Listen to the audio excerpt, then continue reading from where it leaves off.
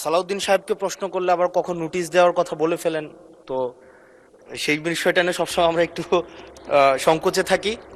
তো আমরা পুলিশ সংস্কার নিয়ে কথা বলছি, পুলিশের সুশৃঙ্খলা নিয়ে কথা বলছি। লাস্ট 1 মাস পুলিশের শৃঙ্খলা নিয়ে যখন আমরা স্বরাষ্ট্রমন্ত্রী মহোদয়, তো মাননীয় স্পিকার, মাননীয় সদস্য জি আসলে বলতে দেন। মাননীয় সদস্য লেট মি হ্যান্ডেল।